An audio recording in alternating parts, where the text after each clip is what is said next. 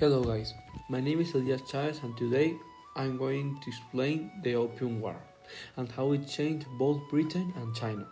As you look at these photos, you can see the regions involved, the trade routes that connected both nations, and the large distance between Europe and Asia. According to the Britannica, the Opium Wars were a major turning point that opened China to Western influence and began a long period of economic and political pressure.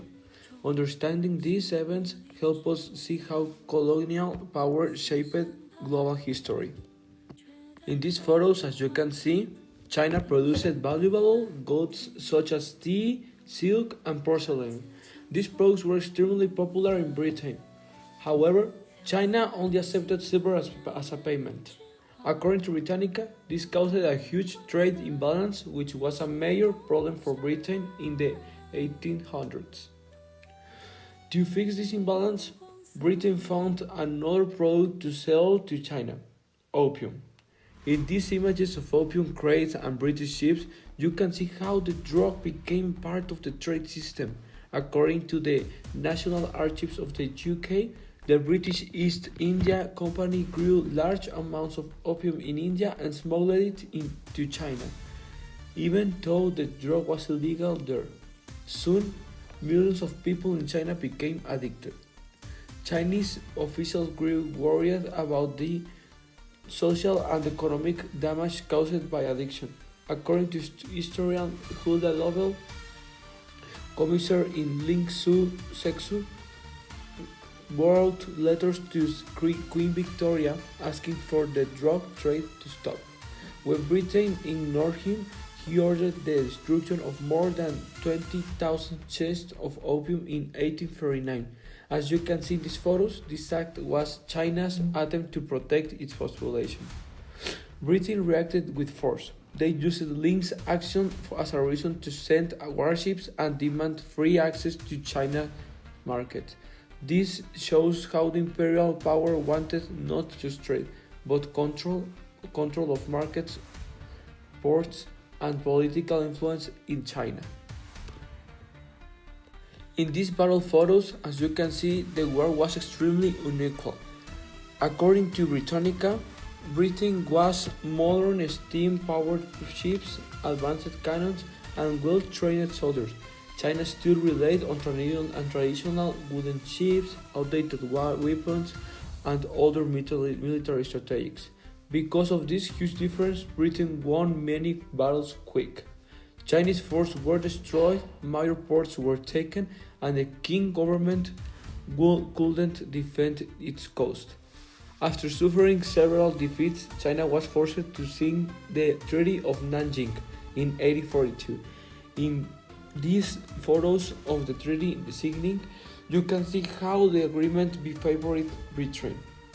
According to Britannica, the treaty opened new Chinese ports to British traders, forced China to pay large sums of money, gave British citizens special legal protections, and handed Hong Kong over to Britain. Historian Jonathan Spence explains that this was only the first of many unequal treaties that took away China's economy and political independence. In these photos of the Qing dynasty and later reforms, as you can see, China entered a long period of crisis after the war.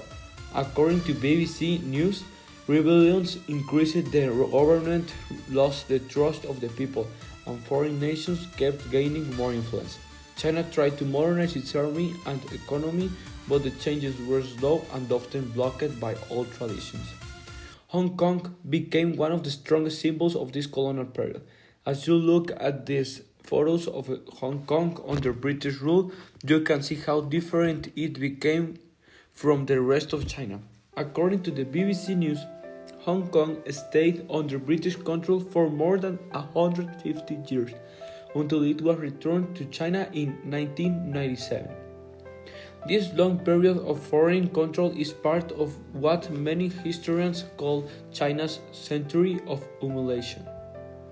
The legacy of the Opium War still influences China's national identity, its foreign policy, and its view of Western nations today. According to Britannica's analysis of colonialism, many modern conflicts, inequalities, and tensions come from systems created during the Age of Empire. By studying events like the Opium War, we understand how powerful nations used it to trade, violence, and political pressures to control others. Reflecting on colonial history is necessary because it helps us recognize the long-term impact of exploitation, understand the roots of global inequality, and build more respectful relationships between nations today. Thanks. The content of this material was created solely for academic purposes and is the product of the creativity of the students and or collaborators participating on its creation. The behaviors shown in the material are not reproduction of relevance, but rather simple performances or dramatizations. Any expression included in the material may be a personal opinion, but not an institutional stance regarding the topic being addressed. Reproduction of the material in the whole or in part is prohibited without the consent of the creators of the material or the Institute of Technological and Higher Studies of Monterrey.